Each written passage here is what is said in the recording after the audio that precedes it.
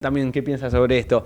Al diputado Esteban Paulón, que está en comunicación con nosotros. Esteban, buenas noches. Joaquín Mujica Díaz, Mariano Moderna te saludan aquí en Ecomedios en lunes otra vez. ¿Qué tal, Joaquín, Mariano? ¿Cómo andan? Buenas noches. ¿Te alarma a vos la suba del dólar? Venimos hablando de otro tema, pero bueno, ya que estamos te preguntamos. No. Sí, a ver, obviamente que cualquier movimiento del dólar en Argentina nos llama la atención.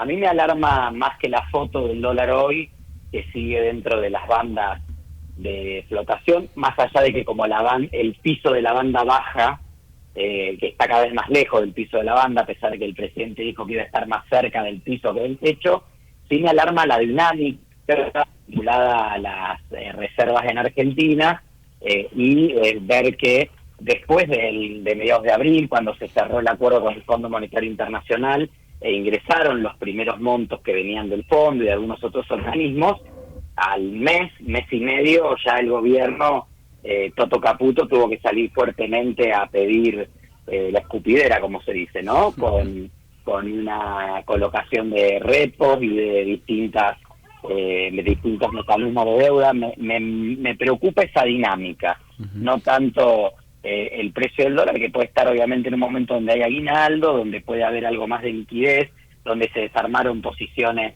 algunos de los fondos de inversión han desarmado posiciones que lo anunciaron obviamente. El roleo de deuda del gobierno no fue lo positivo que se esperaba, y ahí también hay algo de pesos que vuelven al mercado. Bueno, nada, parecen tensiones lógicas, lo que sí se dan en un proceso de una complejidad del frente cambiario y de las divisas externas, de la gente. Bueno, hay una serie de cuestiones que, vista en su conjunto, sí creo que muestran una situación preocupante, que pareciera el gobierno no la ve, no la quiere ver, o por dogmatismo no piensa verla para no admitir que debía realizar en el programa monetario cambio. A ver, ¿qué crees, Esteban? Ya que te tomo lo último que decís. ¿Qué crees que el gobierno no está viendo? ¿Viste esta frase tan provocativa del gobierno nacional, de esta cuestión de no la ven, que vienen utilizando ya hace tiempo? ¿Qué crees vos que el gobierno no está viendo en este momento? No solo en esto que decías, ¿no? Por ahí del frente cambiario, sino también en la relación política con la oposición, en la situación del consumo, en la situación del trabajo. ¿Qué no está viendo el gobierno según tu mirada? Creo que el gobierno desde el inicio de la gestión diagramó un programa político, un programa económico, que sería un poco pretencioso decirle programa, fundamentalmente un programa financiero, ¿no? Que es la especialidad de Toto Caputo, y desatendió algunos temas de la economía real. Entonces hoy estamos en una situación en la cual, fruto del tremendo apretón monetario que hizo el gobierno y una incipiente recesión que tiene luces de recuperación, pero que en definitiva, después de alguna subidita, vuelve a la baja. Esto se corrobora con la caída dramática de la recaudación en las provincias. Bueno, hay una serie de indicadores. El gobierno no termina de ver que la economía es algo integral. Entonces, yo me imagino al ministro Caputo y sus funcionarios sentados frente a una tabla de Excel, y en una tabla de Excel uno pone 2, la celda de abajo pone 2, si le da autosuma da 4. Bueno, la economía de un país no es 2 más 2 es 4, porque hay factores externos, hay temas de confianza, hay cuestiones de inversión. Ha habido un proceso, vamos en este año, un proceso de desinversión directa, económica, extranjera, tenemos un proceso de desfinanciación extranjera directa. Entonces, hay evidentemente cuestiones que pueden ser el atraso del tipo de cambio, o puede ser alguna corrección que haya que hacer. Lo que sí, uno no termina de ver la integralidad. Entonces, claro, cuando vos ves el Excel, una fábrica cierra, echa 30 personas, te parece que no pasa nada. Esas 30 personas pasan directamente a demandar determinados servicios, desde el servicio de cobertura de salud, posiblemente de escuelas, porque quien tenía un trabajo y tal vez mandaba a sus hijos o hijas para una escuela parroquial o privada, dependiendo del nivel salarial, lo pasa a una escuela pública. Empezás a ver cuestiones resentidas con el tema de la falta de inversión de obra pública, una mayor demanda de recursos en las provincias. una mayor concentración de los recursos. Vos pensás que el año pasado buena parte del superávit lo explicó el impuesto país, que no se coparticipaba, y este año buena parte del superávit lo va a explicar el impuesto a las transferencias a los combustibles líquidos, que el año pasado ya se sextuplicó, ya se multiplicó por 6, y que este año también está haciendo, como digamos, la expectativa es que sea una de las estrellas impositivas de Argentina. Eso tampoco se coparticipa. No por algo o no por nada, este proyecto de ley de coparticipar el impuesto a los combustibles. Entonces me parece que hay una dificultad del gobierno de ver en su integralidad el tema y pensar que los numeritos de la tabla, si es 0,1 menos de empleo no pasa nada, si es 0,2 de tal cosa no pasa nada, si saco acá este presupuesto de vialidad no pasa nada, y claro, después la gente se mata en las rutas, aumentan los costos logísticos, nadie hace las inversiones que habría que hacer para sostener la red vial o la logística para que la producción, para ampliar, por ejemplo, la frontera agrícola argentina. Vos hoy tenés entre retenciones y dificultades de logística, tenés mucho más corto el radio en el cual es rentable la producción agropecuaria. Eso podría duplicarse sin retenciones y con obras de infraestructura. Bueno, hay que ver qué proyecto de país querés. Si es solo financiero, va a ser un país muy chiquito que va a encontrar su techo, porque Argentina tiene una memoria y una cultura de economía e industria que en algún momento va a aparecer, que hay que modificarla, que hay que cambiarla, que hay que cambiar mil cosas, pero que no la podés hacer desaparecer de la noche a la mañana, y ahí el gobierno va a encontrar muchos límites a su programa, que creo que son los límites que están a encontrar en este momento, en el marco de este proceso económico que se acelera también por las expectativas electorales. Vos pensás que hoy por hoy un inversor extranjero que quiera venir que esté esperando alguna señal de confianza del gobierno, no le alcanza a saber que el gobierno va a ganar las elecciones parlamentarias, porque a lo sumo el gobierno podrá pasar a tener 80 diputados propios y 16 senadores. Eso en un escenario optimista, porque viene de una elección donde no tenía nada. Entonces, por mucho que le vaya muy bien, tiene un techo en lo que sume. Eso quiere decir que el gobierno debiera seguir negociando y acordando con gobernadores y con otros partidos políticos para las reformas que dice querer impulsar. Bueno, a los ponchazos nadie negocia. Mirá los gobernadores como los tenés de punta, porque te quedaste con toda la recaudación y le tiraste todos los servicios, le tiraste todo lo que tiene que brindar el Estado, y eso hoy no tiene financiamiento ni colaboración por parte del gobierno nacional. Esteban, ¿qué escenario ves de acá a diciembre en la Cámara? Digo de acá a diciembre porque obviamente después en diciembre se viene el recambio de la Cámara post elecciones y habrá que ver cómo le va a La Libertad Avanza.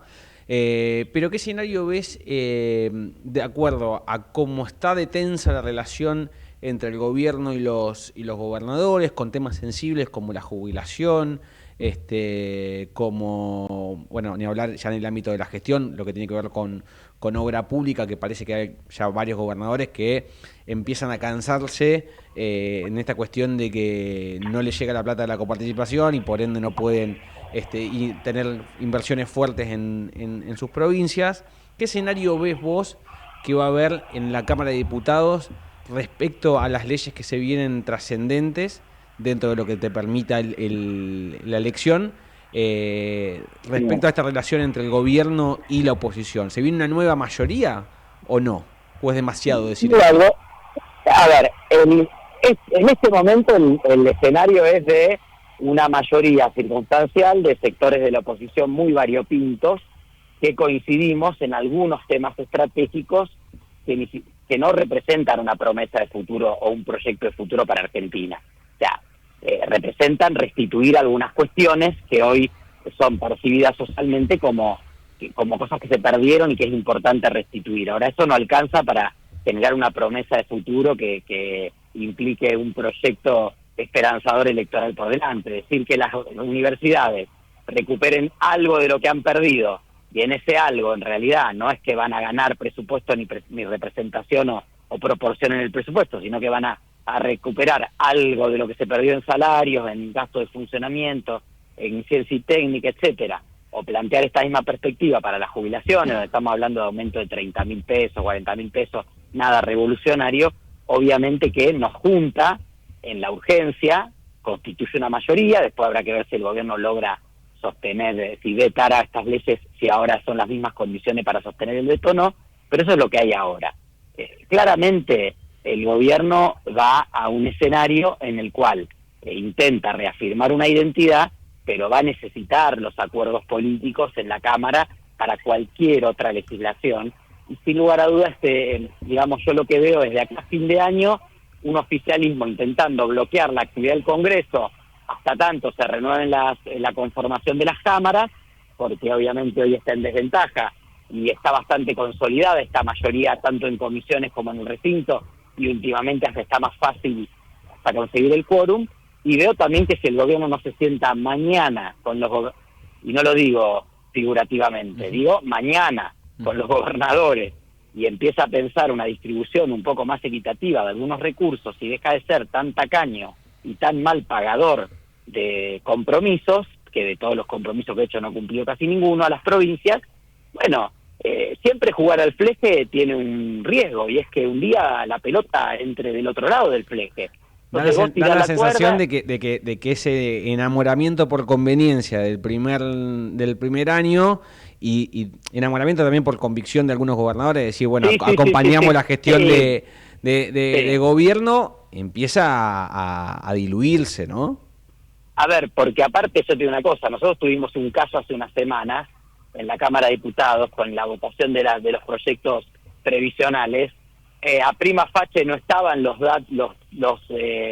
estaban los votos para que saliera aprobada la moratoria jubilatoria, y finalmente entre ausencias, abstenciones y desacuerdos quedó aprobada. Yo voté pero digo, en lo que veníamos conversando nosotros era, la vamos a votar por convicción, pero no va a salir, y va a salir algún otro proyecto, y finalmente fue aprobada en la Cámara de Diputados la moratoria jubilatoria, y en el Senado Unión por la Patria tiene 35 votos para esa moratoria, y es muy fácil con que una abstención, una ausencia o dos que aparezcan, quedó aprobada la moratoria jubilatoria. Entonces el gobierno puede jugar al fleje, intentar apretar a los gobernadores, pero un día el proyecto de la coparticipación de Atene o del impuesto a los combustibles, Pato Gallaret sale del Senado por carambola y llega a la Cámara de Diputados, se aprueba y va a tener un problema fiscal grande. Entonces, si el gobierno no se sienta a negociar y a dialogar con los gobernadores, yo veo un escenario bastante complejo, derivado de la impericia política del gobierno, derivado de la angurria de recursos que tiene el gobierno, y derivado de la dificultad que tiene el gobierno para entender que no gobierna solo, que Argentina es una república, que es un país federal, que hay 24 provincias, que las rutas nacionales hay que mantenerlas, que sin rutas nacionales los camiones no salen del campo, llegan al puerto y ponen los cereales en un barco para que entren los dólares que tanto necesita el gobierno, que si sigue quedándose con el 100% del impuesto a los combustibles, que paga el Rappi de Salta que carga en la moto, o la cosechadora en Totora, en la provincia de Santa Fe, que va a sembrar, a cosechar, o el camión que va a llevar esa producción al puerto. Bueno, si no entiende esa lógica del país integralmente, se lo va a poner de sombrero. El problema es que nos la ponemos todos de sombrero, porque a Argentina no le sobra nada. No es que venimos de Disneylandia, el gobierno anterior terminó muy mal, en parte por eso llegó Milei, y por eso todavía Milei sigue estando tan fuerte, porque la gente tiene memoria del 200% de inflación y de muchos desbarajustes que había en el gobierno anterior. Ahora, este gobierno, el gobierno anterior se fue muy mal. Este gobierno agarró lo que había, algunos indicadores mejoró, otros no, y el país sigue en una situación delicada que requeriría mucho más acuerdo y consenso y trabajo conjunto entre nación y provincia y entre distintos partidos políticos, que evidentemente el gobierno no quiere hacer, y lo viste en el Pacto de Mayo. Fue un circo que finalmente no fue en mayo, fue en julio, hizo ir a todos los gobernadores, firmaron algo un año después, constituyeron una mesa donde, por ejemplo, los representantes del Parlamento los eligió el Ejecutivo y no el Parlamento. Entonces, claro, a mí Cristian Ritondo en el Consejo de Mayo no me representa, porque no se votó en el recinto, no es representativo o sea, el gobierno elige con quién dialogar. Y del otro lado, Carolina Lozada, ¿no? Del lado del Senado, Carolina Lozada, lo mismo. No tengo nada ni contra ninguno de los dos, de hecho Carolina es una persona muy cálida, pero no los eligió ni el Senado ni la Cámara de Diputados, entonces no representan a nadie, se representan a ellos mismos en un espacio que se supone que es la gran apuesta institucional, de la cual van a salir los proyectos de reforma previsional, laboral, etcétera. Imagínate qué puede salir de ese Consejo de Mayo, no tiene ninguna legitimidad. y bueno, así construye políticamente el gobierno con mucha torpeza, con mucha cerrazón, con mucho con mucho dogmatismo, y eso tarde o temprano en la política tiene costos, porque después la gente cuando no tiene recursos para un servicio de salud o cuando le paran los docentes va a la gobernación a golpear la puerta y va a la intendencia. Entonces el gobernador y el intendente no son para nada pavos, nadie pone los dedos en el enchufe, y en cuanto ven que se viene una mayor demanda en las provincias y que va a empezar a estallar los focos de demanda en las distintas provincias, obviamente aparece con estas iniciativas como la de los proyectos para coparticipar recursos, porque si no les estalla el patio de la casa. Esteban, ¿qué tal? Buenas noches. Mariano Wender te saluda. ¿Cómo estás? ¿Qué tal, Mariano? ¿Cómo te va? Bien, todo bien.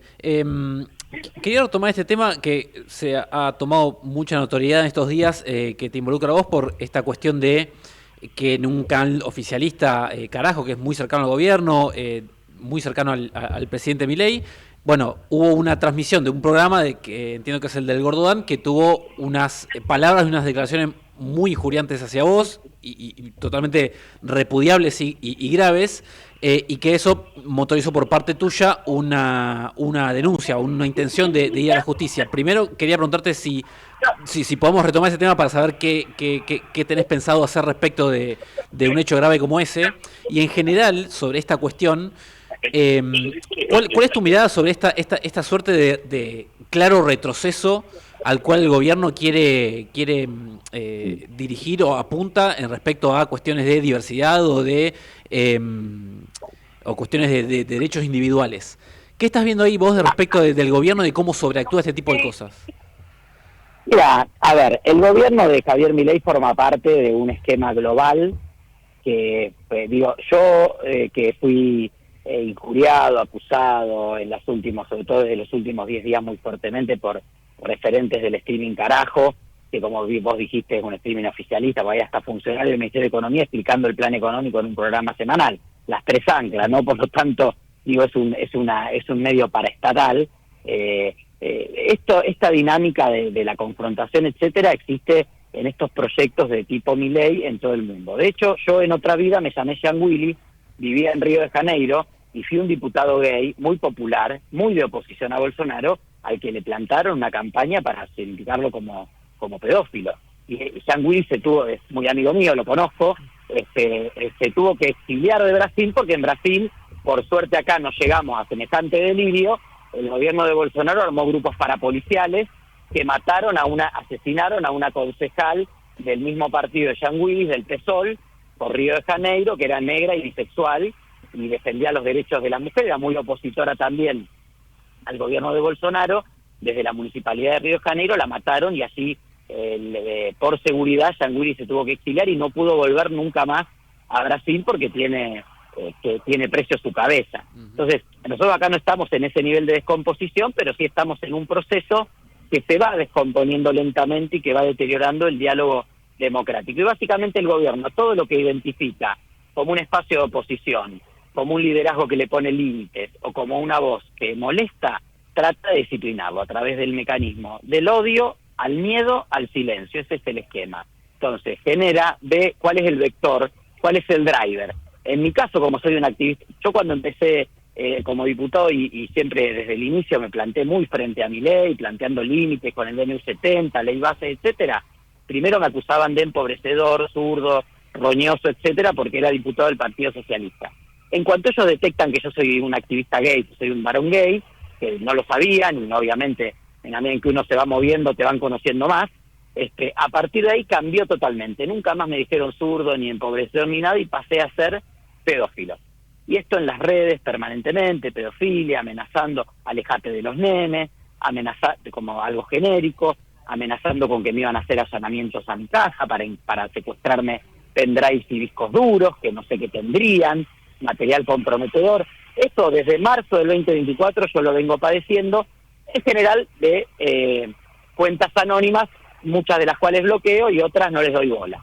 En este caso, vaya uno a saber por qué, si es por acumulación de temas y me tocó ahora, o porque perciben, no sé, capaz que tengo una encuesta y aparezco midiendo con nivel de conocimiento, no tengo idea. Pero de golpe, hace 10 días, uno de los conductores de Carajo me contesta con un tuit muy agresivo, donde a un posteo que yo hago por el veto a la ley de emergencia en Bahía Blanca, me contesta sin mediar nada: pedófilo, comunista, operador, cara de pelotudo, SIDA para vos.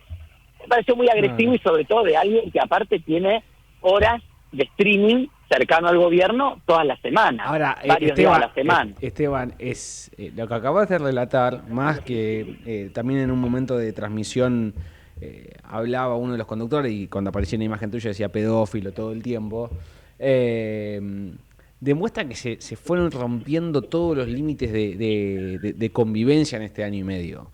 Digo, el ataque ya sin ningún tipo de sentido, solamente por una cuestión de ser opositor, de cuestionar alguna medida del gobierno o una decisión del gobierno, que es algo lógico en la convivencia entre la oposición y el oficialismo, dio lugar ahora a que se hagan acusaciones infundadas muy graves como esta. Porque si no, queda como en el aire de, bueno, me dijeron esto, me dijeron lo otro. No, o sea, te están acusando de un delito aberrante como la pedofilia. Entonces...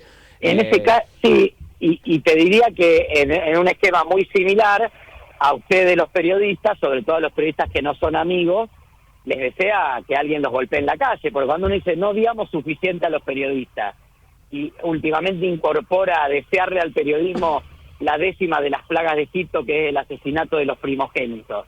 Digo, ¿cuánto falta de eso para que en la calle alguien que te reconozca te pegue un bife? Porque siente que vos sos un escollo para que el proyecto del líder se lleve adelante. ¿Cuánto falta para que a mí alguien en la calle me increpe, me escupa y me diga vos, pedófilo, salí de acá?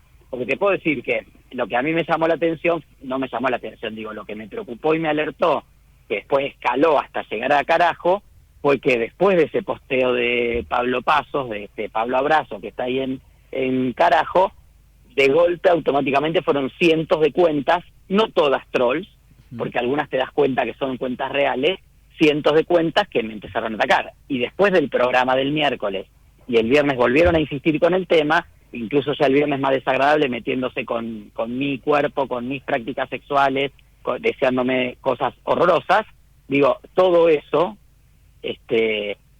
hace que yo hoy tenga en cualquier posteo que haga, así sea que critico que cerraron vialidad, el 70% de las menciones es de pedofilia. Entonces, vos por ahí no lo terminás de dimensionar, y yo también soy un activista y digo, me la banco, bueno, es la que te toca. Esta mañana mi hermano me llamó, que había estado en Rosario el fin de semana y no había visto nada, se enteró por mis sobrinos que están con una angustia total, de que en todos lados ven al tío le dicen pedófilo.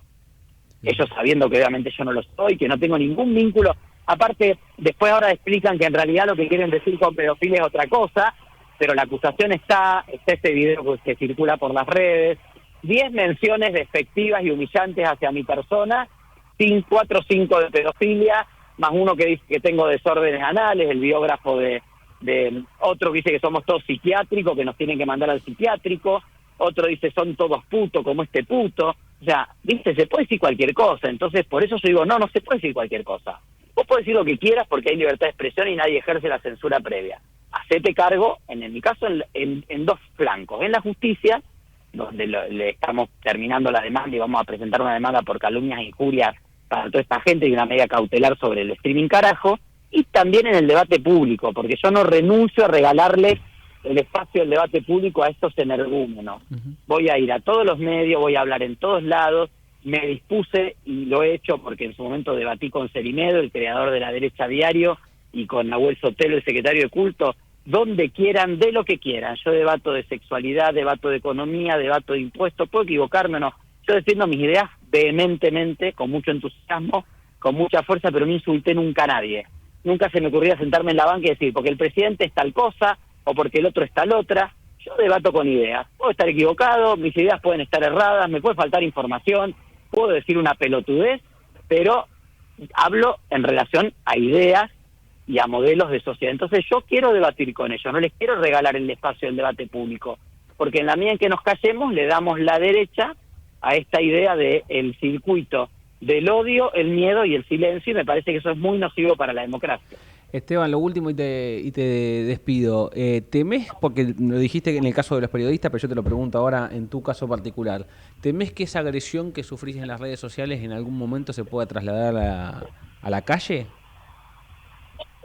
Mira, la verdad que no. Yo desde el inicio que sufrí bastante hostigamiento por distintos temas, y sobre todo cuando fue esto, siempre decía, si mi experiencia de vida real fuera como en las redes, no podría salir al supermercado a comprar una Coca-Cola, porque la verdad que en las redes dicen barbaridades, y en este caso que esto sale es porque llegó al streaming, porque eso lo levantaron los noticieros, porque un montón de programas, organizaciones, referentes se hicieron eco fundamentalmente para solidarizarse y condenarlo. Vos pensás que en una hora se juntaron más de 50 firmas de todos los bloques, menos La Libertad Avanza.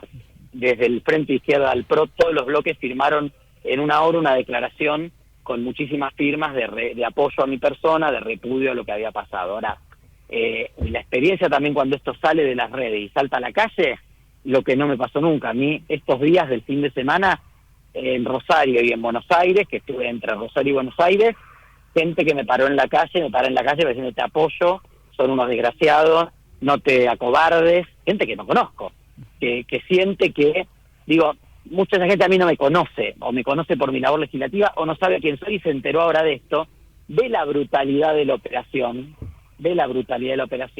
y los que me conocen, la gente que me quiere, que me aprecia, que es la que a mí me importa, que me conoce mucho, yo hace 35 años, 32, 33 años que soy militante del socialismo, de la juventud, hace 20 y pico años que soy militante del colectivo LGBT, tengo una trayectoria de compromiso, de militancia, ninguna denuncia, ninguna vinculación con nada de esto, siempre con una actitud constructiva, siempre muy respetuoso de entender que hay gente que puede entendernos mejor o no, siempre intentando tener una actitud pedagógica de explicar, y eso creo que también es lo que trae un reconocimiento. Ahora, hay mucha gente que no tiene mis herramientas y que está en un barrio, en una escuela, en una universidad, en un club, en una familia, y hoy de nuevo tiene que enfrentar este estigma que creímos que habíamos desterrado con la ley de matrimonio igualitario, que la semana que viene se cumple en 15 años. Y la verdad es que mi ley nos lleva a un punto donde hay que volver a explicar que no somos pedófilos, que nuestro destino no es vivir con VIH, que no tenemos determinados estilos de vida, de generaciones, o que nos curemos,